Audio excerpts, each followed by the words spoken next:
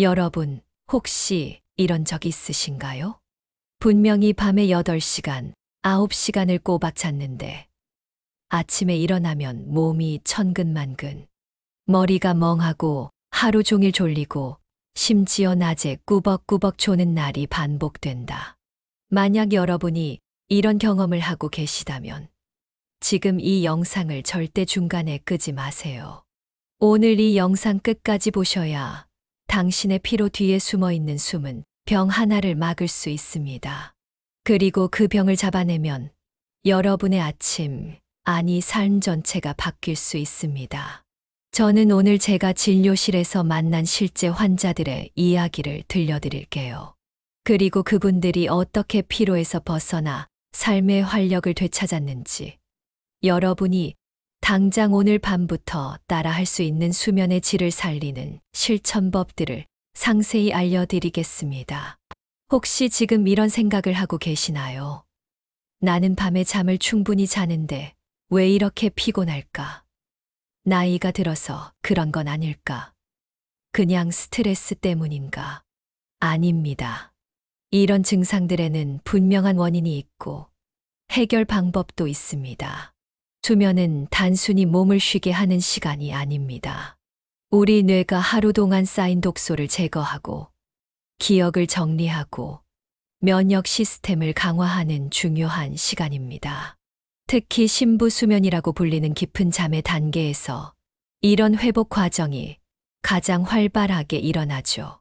그런데 만약 이 과정이 제대로 이루어지지 않는다면 우리 몸은 매일 밤 회복되지 못하고 점점 더 피로가 쌓이게 됩니다. 마치 휴대폰 배터리를 제대로 충전하지 못하는 것과 같죠. 그날 제 진료실에 들어오신 분은 72세 김정순 여사님이셨어요. 단정한 단발머리, 검정색 손가방을 꼭 쥐고 계셨는데 평소와 달리 얼굴이 한결 더 지쳐 보이셨어요. 여사님께서 말씀하시길, 박사님, 이상해요. 밤에 8시간을 꼬박 자고 일어나는데 왜 이렇게 피곤할까요? 밥도 잘 먹고 약도 잘 챙기는데 몸이 자꾸 가라앉는 것 같아요. 예전에는 아침에 일어나면 상쾌했는데 요즘은 일어나는 것 자체가 힘들어요. 그 말을 듣는 순간 제 머릿속에 단 하나의 질문이 떠올랐습니다. 정말 잠을 잔 걸까? 아니면 그냥 눈을 감고 있던 걸까? 여러분, 혹시 당신도 꽤 오래 잤는데 피곤하다고 느낀 적 있으신가요? 혹시 아침에 일어나면 머리가 멍하고 낮에 자꾸 졸리신가요? 그렇다면 지금부터 제 이야기를 귀 기울여 들어주세요. 김정순 여사님께 좀 더 자세히 여쭤봤습니다. 밤 10시쯤 자고 아침 6시에 일어나요. 8시간은 자는 셈이죠. 그런데 아침에 일어나면 몸이 무겁고 하루 종일 졸리고 심지어 오후엔 소파에서 잠깐 잠들기도 해요. 그리고 요즘엔 기억력도 예전 같지 않아서 걱정이에요. 더 자세히 물어보니 여사님은 밤에 자주 깨는 것 같다고 하셨어요. 화장실에 가려고 일어나는 것도 있지만 그냥 잠에서 깨는 경우도 많아요. 그런데 다시 잠들기는 금방 잠들어요. 이것이 바로 첫 번째 단서였습니다. 자주 깨지만 다시 금방 잠든다는 것. 본인은 깨어 있었다는 기억이 거의 없지만 실제로는 수면이 자주 중단되고 있을 가능성이 높았죠. 그때 여사님 옆에 계시던 남편분이 조용히 고개를 끄덕이셨어요. 예, 코를 심하게 골아요. 가끔 숨이 멎은 줄 알고 제가 깨우기도 해요. 그러면 잠깐 괜찮아지다가 또 그래요. 한밤중에 몇 번씩 반복돼요. 바로 이겁니다. 수면의 시간은 충분했지만 질은 엉망이었던 거예요. 그리고 그 중심에 있는 병, 바로 수면무호흡증입니다. 여사님의 경우를 보면서 저는 수면무호흡증이 얼마나 일반적이면서도 간과되기 쉬운 질환인지 다시 한번 느꼈습니다. 특히 고령층에서는 나이가 들어서 당연히 피곤한 것으로 여기는 경우가 많아서 적절한 치료 시기를 놓치는 경우가 많거든요. 수면무호흡증은 단순한 코골이와는 완전히 다른 질환입니다. 코골이는 잠을 자면서 기도가 좁아져 나는 소리일 뿐이지만 수면무호흡증은 말 그대로 잠자는 동안 숨이 완전히 멈추는 병입니다. 의학적으로는 10초 이상 숨이 멈추는 것을 무호흡이라고 정의하는데 실제로는 30초, 심지어 1분 이상 숨이 멈추는 경우도 있습니다. 그리고 이런 무호흡이 하룻밤에 수십 번, 심한 경우에는 수백 번까지 반복되기도 해요. 상상해 보세요. 하룻밤에 100번 숨이 멈춘다면 평균 7시간 수면 기준으로 대략 4분마다 한 번씩 숨이 멈추는 셈입니다. 이런 상황에서 깊은 잠을 잘 수 있을까요? 문제는 우리 몸이 이런 상황을 잠결에도 모두 감지한다는 것입니다. 호흡이 멈추면 혈중 산소 농도가 떨어지고 이산화탄소 농도가 올라갑니다. 그러면 뇌가 즉시 위험 신호를 감지하고 각성 반응을 일으켜요. 이때 뇌는 깨어나라 는 신호를 보냅니다. 하지만 완전히 깨어나는 것이 아니라 호흡을 재개할 수 있을 정도로만 살짝 깨어나죠. 이를 의학 용어로 마이크로 어라우절이라고 합니다. 본인은 깨어났다는 기억조차 없지만 뇌의 수면 구조는 완전히 파괴되는 거예요. 결과적으로 수면이 계속해서 얕아지고 중단되면서 우리가 정말 필요로 하는 심부수면 단계에 거의 들어가지 못하게 됩니다. 그렇다면 심부수면이 왜 그렇게 중요할까요? 심부수면은 우리 몸과 뇌를 복구하는 가장 중요한 시간입니다. 이 시간에 성장 호르몬이 분비되어 손상된 조직을 회복시키고 뇌에서는 글림파틱 시스템이라는 청소 시스템이 작동해서 하루 동안 쌓인 독성 물질들을 제거합니다. 또한 심부수면 동안 면역 시스템이 강화되고 낮 동안 학습한 내용들이 장기 기억으로 전환됩니다. 스트레스 호르몬인 코르티솔 수치도 이때 정상화되죠. 하지만 수면무호흡증이 있으면 이 모든 과정이 제대로 이루어지지 않습니다. 몸은 밤새도록 스트레스 상태에 있게 되고 회복될 시간을 갖지 못하는 거예요. 그러면 어떤 증상들이 나타날까요? 가장 흔한 증상은 아침에 일어나도 개운하지 않다는 것입니다. 충분히 잤다고 생각하는데도 몸이 무겁고 머리가 맑지 않아요.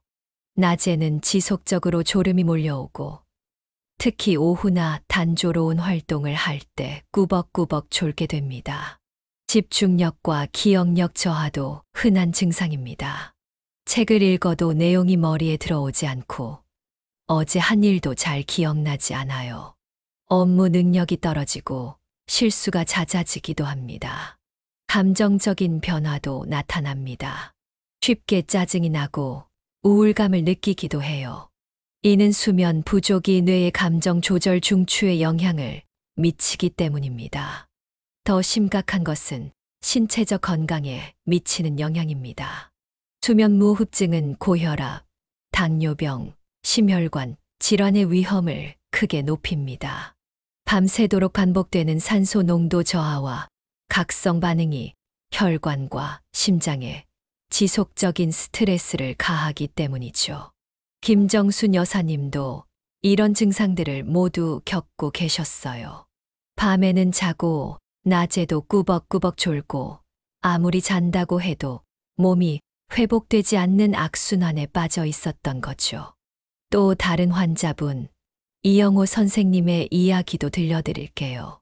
선생님은 65세로 공무원으로 일하시다가 은퇴 후 동네 경로당에서 바둑을 두시며 여유롭게 지내시는 분이셨어요.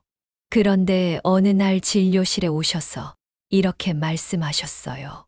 박사님, 요즘 자꾸 깜빡깜빡해요. 바둑 두다가도 어디에 돌을 뒀는지 잊어버리고 수읽기도 예전 같지 않아요. 그리고 낮에 졸려서 경로당에서 꾸벅꾸벅 졸기까지 해요. 친구들이 놀릴 정도로요. 이게 나이 들어서 그런 건가요? 아니면 치매 초기 증상인 건 아닐까요? 선생님의 걱정 어린 표정을 보니 마음이 아팠습니다. 많은 분들이 인지 기능 저하를 경험하면 가장 먼저 치매를 걱정하시거든요. 하지만 수면 문제로 인한 인지 기능 저하는 적절한 치료로 충분히 개선될 수 있습니다. 저는 웃으며 물어봤죠. 선생님, 혹시 밤에 코 고시는 소리 들어본 적 있으신가요? 그러자 선생님께서 멋쩍게 웃으시며 아내가 자꾸 시끄럽다고 불평하긴 하죠. 제가 코를 심하게 곤대요. 그런데 그게 기억력이랑 무슨 상관이 있나요? 저는 선생님께 수면과 인지, 기능의 관계에 대해 설명드렸습니다. 선생님, 수면 중에 뇌에서는 낮 동안 쌓인 정보들을 정리하고 중요한 기억들을 장기 기억으로 전환하는 작업이 일어납니다. 하지만 수면의 질이 떨어지면 이런 과정이 제대로 이루어지지 않아요. 특히 새로운 정보를 학습하고 기억하는 능력이 크게 떨어질 수 있습니다.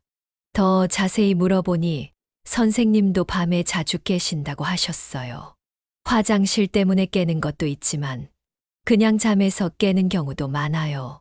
그리고 아침에 일어나면 입이 바싹 마르고 목이 아플 때도 있어요. 입이 마르고 목이 아픈 증상은 수면무호흡증의 전형적인 증상 중 하나입니다. 코막힘이나 기도 폐쇄로 인해 입으로 숨을 쉬게 되면서 나타나는 현상이죠. 부인분께도 여쭤보니 네, 코골이가 정말 심해요. 그런데 가끔 코골이가 뚝 그치는 순간이 있어요.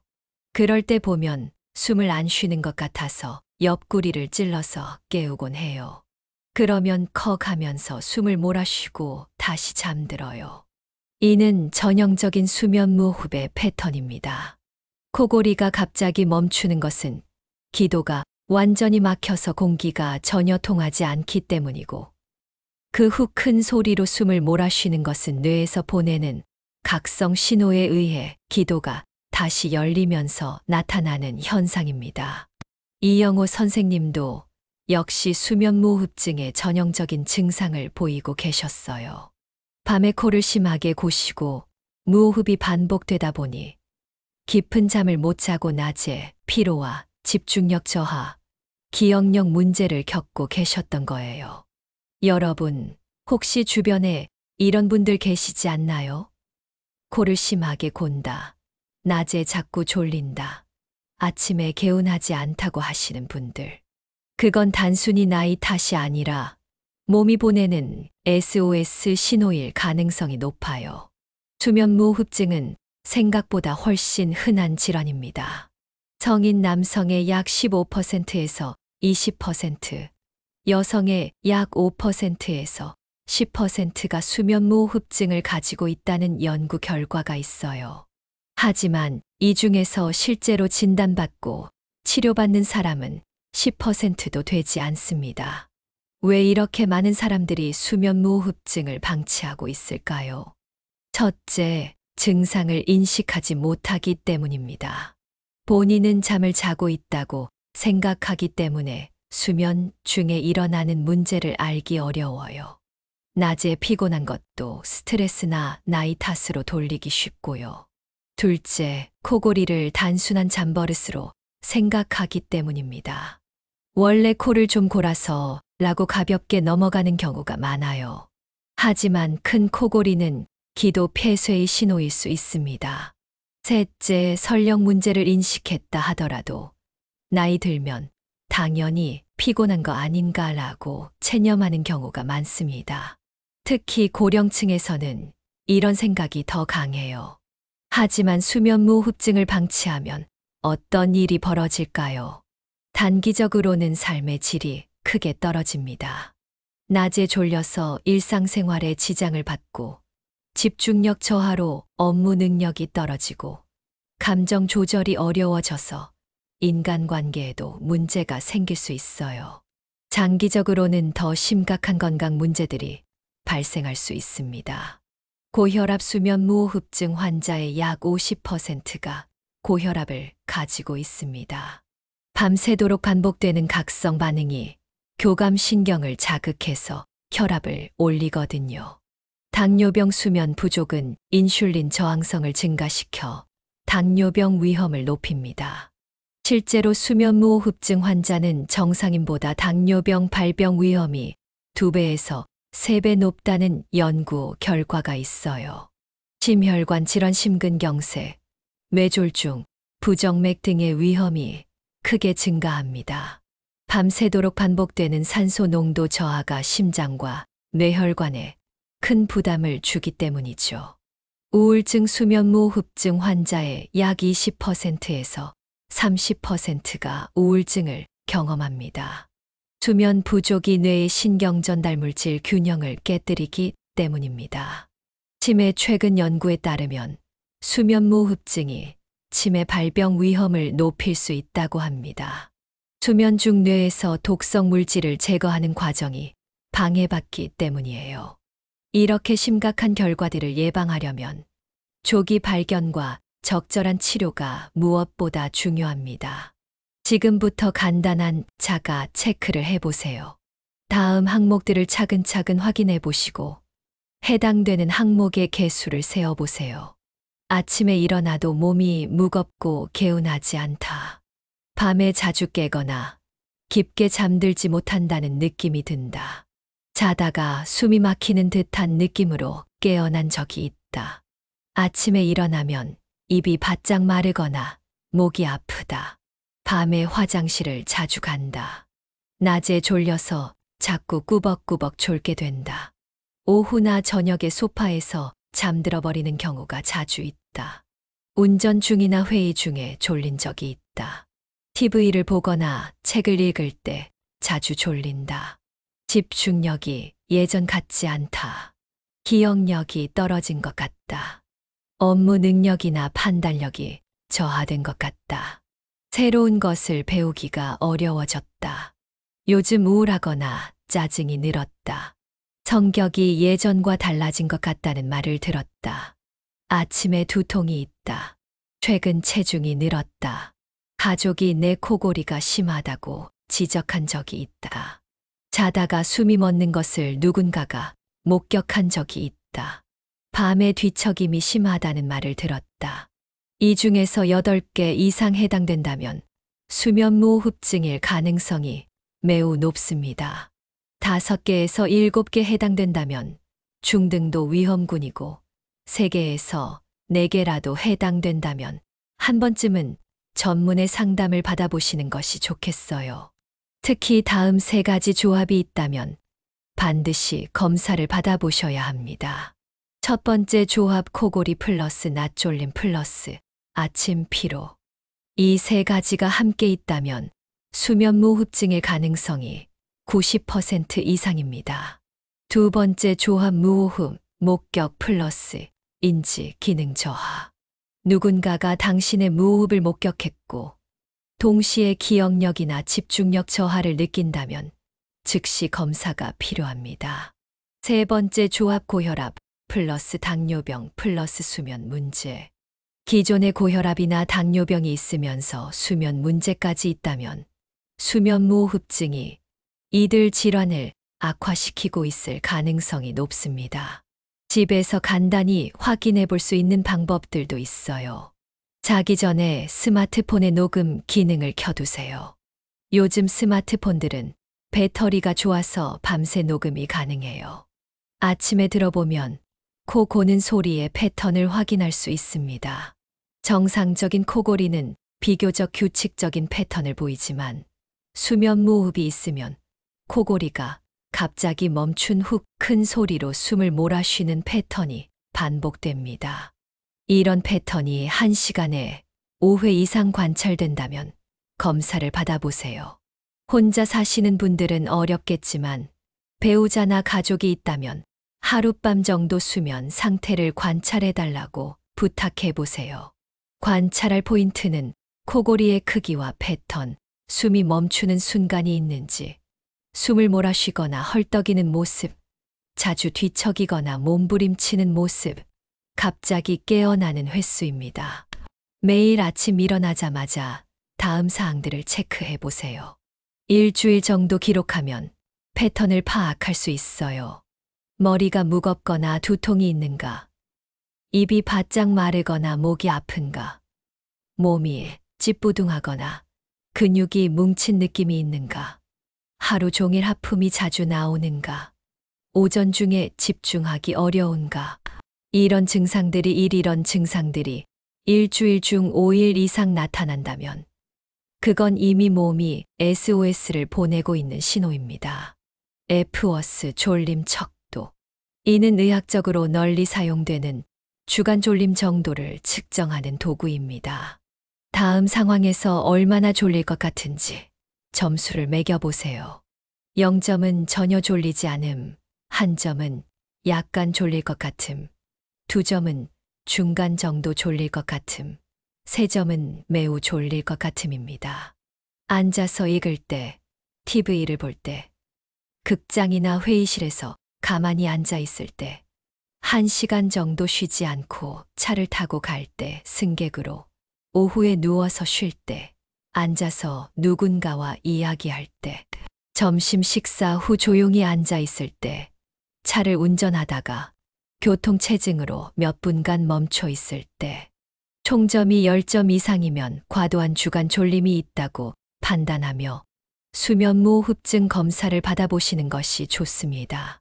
집에서 할 수 있는 실천법 7가지. 수면무호흡증이 의심된다고 해서 너무 걱정하지 마세요.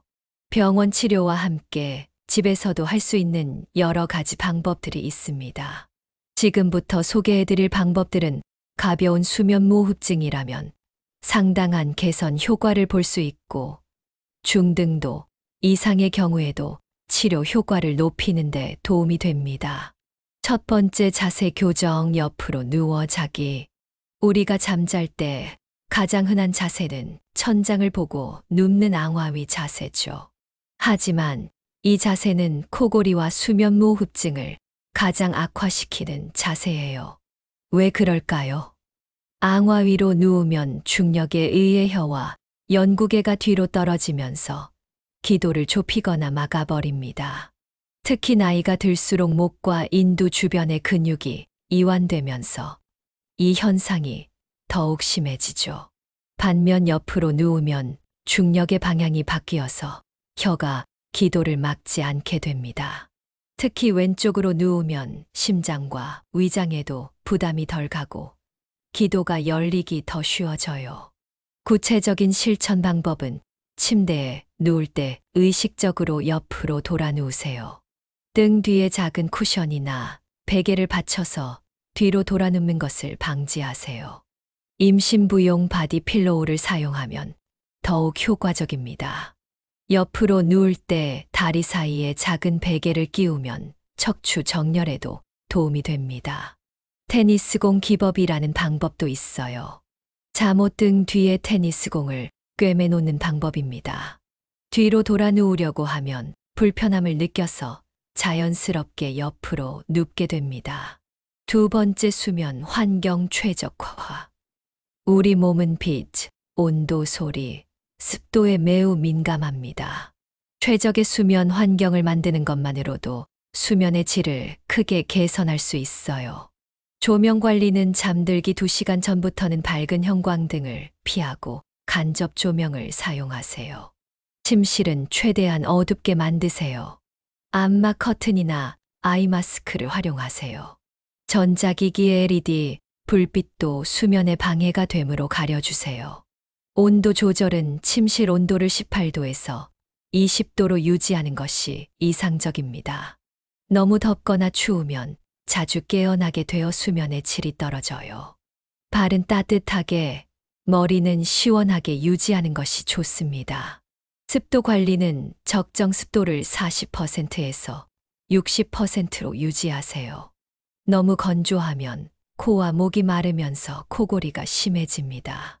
가습기를 사용하되 과도한 습도는 곰팡이나 진드기, 번식의 원인이 될 수 있으니 주의하세요. 소음 차단도 중요합니다. 침실은 최대한 조용하게 유지하세요. 백색 소음, 선풍기 소리나 빗소리 등은 오히려 수면에 도움이 될 수 있습니다. 스마트폰은 침대에서 멀리 두거나 비행기 모드로 설정하세요. 세 번째, 식사 시간과 내용 조절. 잠들기 전 음식 섭취는 수면 무호흡증에 직접적인 영향을 미칩니다. 특정 음식들은 기도 주변을 붓게 하거나 위산 역류를 일으켜서 호흡을 방해할 수 있어요. 피해야 할 음식들은 기름진 음식, 튀김이나 삼겹살, 버터가 많이 들어간 음식들은 소화가 어려워서 잠들기 전 3시간에서 4시간 전에는 피하세요. 유제품인 우유, 치즈, 요거트, 아이스크림 등은 일부 사람들에게 점액 분비를 증가시켜 기도를 막을 수 있습니다. 알코올인 맥주, 소주, 와인 등 모든 종류의 술은 근육을 이완시켜 기도 폐쇄를 악화시킵니다. 잠이 잘 온다고 생각하지만 실제로는 수면의 질을 크게 떨어뜨려요. 카페인인 커피, 녹차, 홍차, 초콜릿, 콜라 등은 각성 효과가 6시간에서 8시간 지속되므로 오후 2시 이후에는 피하세요. 매운 음식인 고추, 마늘, 양파 등 자극적인 음식은 위산 분비를 촉진해서 역류성 식도염을 유발할 수 있습니다. 단순 당분인 사탕, 케이크, 쿠키 등은 혈당을 급격히 올렸다가 떨어뜨려서 수면을 방해합니다. 도움이 되는 음식들은 따뜻한 차인 캐모마일 차, 보리차, 둥글레차 등은 몸을 따뜻하게 하고 긴장을 풀어줍니다. 바나나는 마그네슘과 트립토판이 풍부해서 근육 이완과 수면, 유도에 도움이 됩니다. 견과류 소량인 아몬드나 호두 몇 개는 좋은 지방과 마그네슘을 제공합니다. 꿀물은 따뜻한 물에 꿀 1스푼을 타서 마시면 목을 부드럽게 하고 수면을 도와줍니다. 식사 타이밍은 저녁 식사를 잠들기 3시간 전에 마치세요. 간식은 잠들기 2시간 전까지만 드세요. 물은 잠들기 1시간 전까지만 마시세요. 야간뇨를 방지하기 위해서입니다. 네 번째, 체중 관리. 비만은 수면 무호흡증의 가장 중요한 위험 요소 중 하나입니다. 특히 목 둘레가 굵어지면 기도를 압박해서 무호흡을 악화시키죠. 체중을 10% 줄이는 것만으로도 수면 무호흡의 심각성을 50% 이상 개선할 수 있다는 연구 결과가 있어요. 70kg인 사람이라면 7kg만 빼도 큰 효과를 볼 수 있다는 뜻입니다. 목 둘레 측정법은 남성은 43cm 이상이면 위험하고 여성은 38cm 이상이면 위험합니다. 효과적인 체중 감량 전략으로는 식단 조절이 있습니다. 하루 칼로리를 500칼로리에서 750칼로리 줄이세요. 탄수화물보다는 단백질과 좋은 지방 위주로 섭취하세요. 간헐적 단식 16대 8 방법도 도움이 됩니다. 지방, 규칙적인 운동으로는 유산소 운동을 주 5회 30분씩 하세요. 근력 운동을 주 2회에서 3회 추가하면 더욱 효과적입니다. 목과 턱 주변 근육을 강화하는 운동도 도움이 됩니다. 다섯 번째, 금연과 금주. 담배와 술은 수면 무호흡증을 악화시키는 대표적인 요인들입니다. 흡연의 해로운 영향으로는 기도에 염증을 일으켜 부종을 유발합니다. 점액 분비를 증가시켜 기도를 막습니다. 수면 구조를 파괴해서 깊은 잠을 방해합니다. 니코틴의 각성 효과가 6시간에서 8시간 지속됩니다. 금연의 효과는 금연 후 2주에서 4주부터 기도 염증이 감소합니다. 3개월 후부터는 점액 분비가 정상화됩니다. 1년 후에는 수면 무호흡 횟수가 50% 이상 감소할 수 있습니다. 음주의 문제점은 목과 혀 근육을 과도하게 이완시킵니다. 렘 수면을 억제해서 수면의 질을 떨어뜨립니다. 탈수를 일으켜 점막을 건조하게 만듭니다. 위산 역류를 촉진합니다. 여섯 번째, 코, 호흡 개선. 코가 막히면 자연스럽게 입으로 숨을 쉬게 되고 이는 수면 무호흡을 악화시킵니다. 코호흡을 개선하는 것만으로도 상당한 효과를 볼 수 있어요. 코막힘 해결 방법으로는 식염수, 비강세척을 하루 2회 아침 저녁으로 식염수, 코를 씻어주세요. 시중에 판매하는 비강세척기를 사용하면 편리합니다. 0.9% 생리식염수를 사용하거나 끓인 물 1컵에 소금 반 티스푼을 넣어 만들어 사용하세요. 코 테이프 사용은 시중에 판매하는 코 테이프가 외비공을 넓혀서 호흡을 개선합니다. 일회용이므로 매일 새 것으로 교체하세요. 가습 요법은 뜨거운 물에 얼굴을 대고 증기를 흡입하세요. 유칼립투스나 페퍼민트 오일을 한 방울에서 2방울 넣으면 더욱 효과적입니다. 알레르기 관리는 진먼지 진드기, 반려동물 털, 꽃가루 등 알레르기 원인을 찾아서 제거하세요. 공기청정기 사용도 도움이 됩니다. 7번째, 목과 혀 운동으로 기도 근육 강화하기. 수면 무호흡증 개선에 도움이 되는 특별한 운동들이 있습니다. 이를 근기능 치료 또는 구강 근육 운동이라고 하는데 규칙적으로 하면 기도 주변 근육을 강화해서 무호흡을 줄일 수 있어요. 혀 운동으로는 혀 밀기 운동이 있습니다. 혀 끝을 아래 앞니 뒤쪽에 대고 혀 전체를 입천장에 밀어붙입니다. 이 상태를 5초간 유지한 후 휴식합니다. 하루 3회, 회당 10번씩 반복하세요. 혀 빨기 운동은 혀 전체를 입천장에 빨아붙입니다.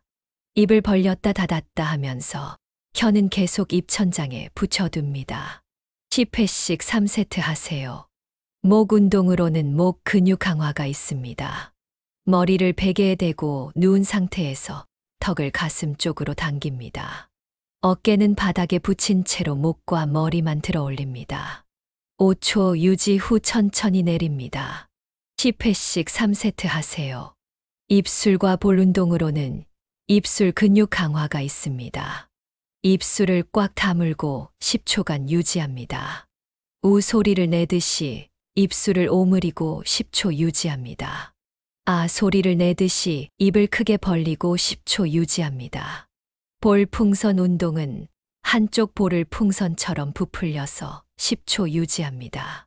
반대쪽도 같은 방법으로 10초 유지합니다. 양쪽 볼을 번갈아 가며 10회 반복하세요. 이런 운동들을 꾸준히 3개월 이상 하면 기도 근육이 강화되어 수면 무호흡 횟수가 20%에서 30% 감소할 수 있습니다. 병원에서 받을 수 있는 전문 치료. 집에서 할 수 있는 방법들을 3주에서 4주 정도 시도해봐도 증상이 개선되지 않는다면 전문적인 진단과 치료가 필요합니다. 김정순 여사님께서도 생활습관 개선을 2주간 실천한 후 다시 내원하셨어요. 선생님, 코골이는 좀 줄어든 것 같긴 한데 아직도 아침에 머리가 무겁고 입이 바싹 마를 때가 있어요. 그리고 낮에 졸리는 건 여전해요. 이때 저는 다음 단계로 넘어가야겠다고 판단했죠. 바로 정확한 진단을 위한 수면 검사입니다. 수면 검사의 종류. 집에서 하는 간이 수면 검사는 수면 검사라고 하면 병원에 입원해야 한다고 생각하시는 분들이 많지만 요즘은 집에서도 간단히 할 수 있는 검사 장비들이 있어요. 손목에 시계처럼 차는 타입, 가슴에 붙이는 센서 타입, 코에 붙이는 작은 센서 타입, 손가락에 끼우는 산소 포화도 측정기 등이 있습니다. 이런 장비들을 하룻밤 착용하고 자면 수면 중 호흡 패턴, 산소 농도, 심박수, 뒤척임 등을 측정할 수 있습니다. 병원에서 하는 정밀 수면 검사는 더 정확한 진단이 필요한 경우에는 병원에서 하룻밤 자면서 검사를 받습니다. 머리, 얼굴, 가슴, 다리 등에 여러 센서를 붙이고 자는 동안 뇌파, 안구 운동, 근육 활동, 호흡 노력, 공기 흐름, 산소 포화도, 심전도, 코골이 소리 등을 측정합니다. 검사 결과 해석. 수면 검사 결과는 무호흡 저호흡 지수로 표현됩니다. 5 미만은 정상, 5에서 15는 경도 수면 무호흡증, 15에서 30은 중등도 수면 무호흡증, 30 이상은 중증 수면 무호흡증입니다. 김정순 여사님의 경우 지수가 20이었어요. 즉, 1시간에 22번의 무호흡이나 저호흡이 발생하는 중등도 수면 무호흡증이었죠.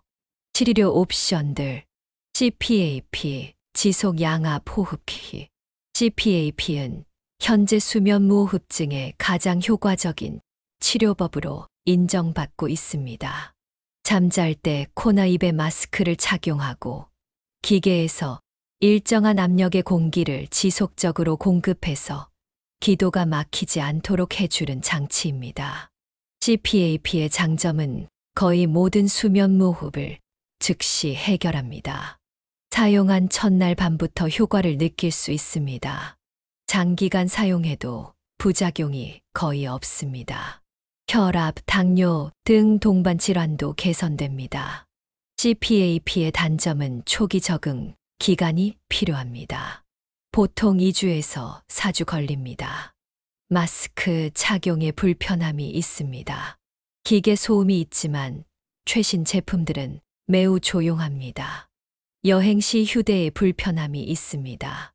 적응을 위한 팁은 처음에는 낮 시간에 마스크만 착용해서 익숙해지기, 마스크 착용 상태로 TV 보기나 독서하기, 적절한 마스크 크기와 타입 찾기, 공기 압력을 서서히 올리는 기능 활용 등이 있습니다. 김정순 여사님도 처음에는 이런 걸 얼굴에 붙이고 어떻게 자나요? 라고 걱정하셨어요. 하지만 2주 정도 적응 기간을 거친 후에는 이제 이것 없이는 잠을 못 잘 것 같아요. 라고 말씀하셨습니다. 구강내 장치, 치과에서 맞춤 제작하는 마우스피스 형태의 장치입니다. 아래턱을 앞으로 당기거나 혀의 위치를 조절해서 기도 공간을 넓혀주는 원리입니다. 구강내 장치의 장점은 착용이 비교적 편합니다. 여행 시 휴대하기 쉽습니다. 소음이 전혀 없습니다. CPAP보다 적응이 쉽습니다.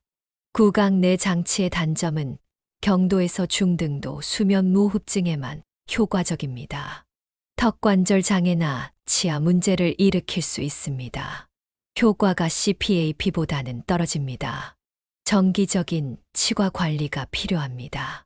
수술적 치료, 보존적 치료에 반응하지 않거나 해부학적 이상이 뚜렷한 경우에 고려됩니다.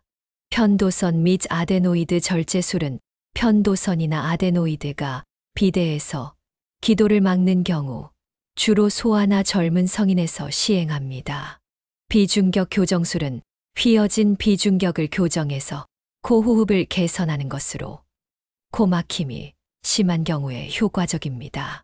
연국의 성형술은 목젖과 연국의 일부를 제거하는 수술입니다.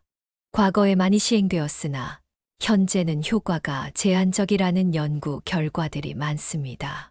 치료 효과와 삶의 변화.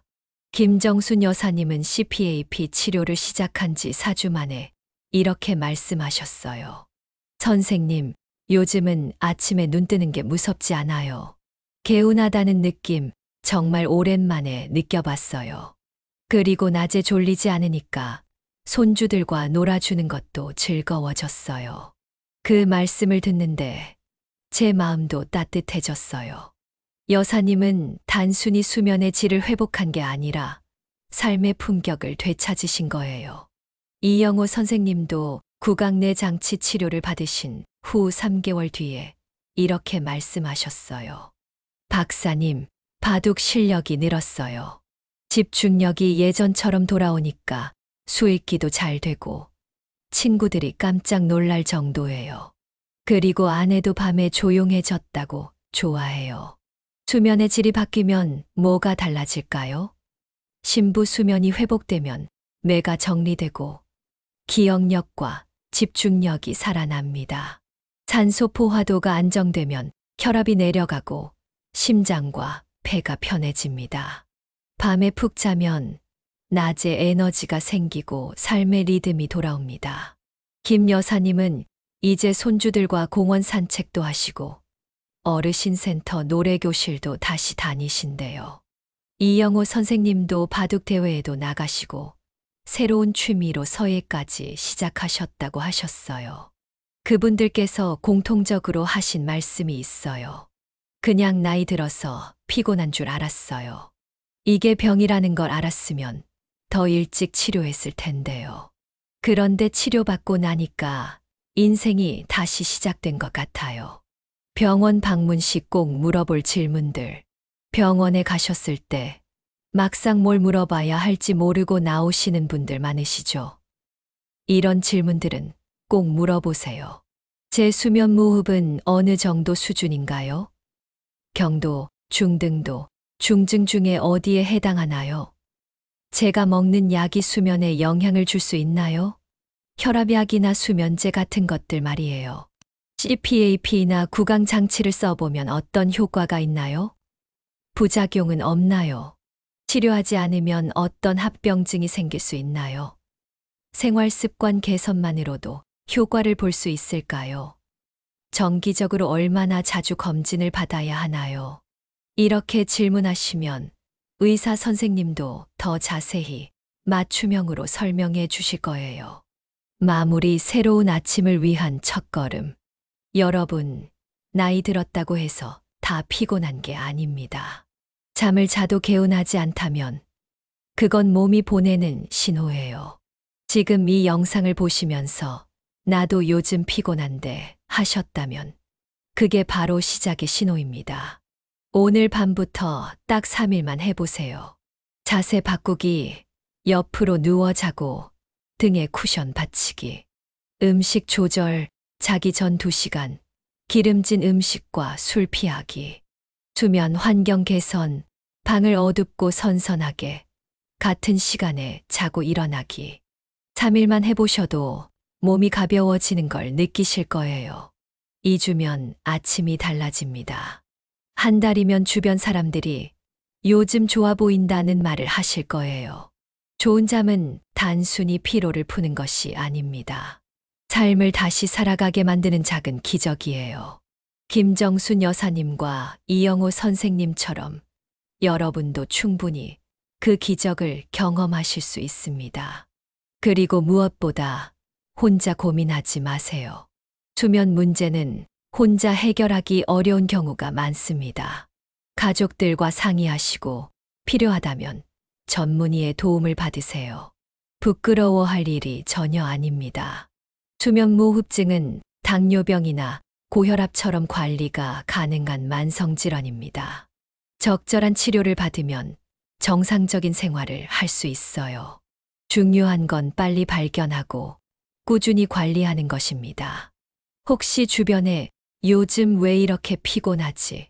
하시는 분이 있다면 이 영상을 꼭 공유해 주세요. 그분의 삶도 오늘부터 바뀔 수 있습니다. 그리고 기억하세요. 나이는 피곤함의 핑계가 될 수 없습니다. 70대, 80대에도 활기차고 건강하게 사시는 분들이 많아요. 그분들의 공통점은 바로 질 좋은 수면을 취한다는 것입니다. 수면은 우리 삶의 3분의 1을 차지합니다. 이 시간의 질이 나머지 3분의 2시간의 질을 결정해요. 좋은 잠을 자면 깨어있는 시간이 더욱 빛날 수 있습니다.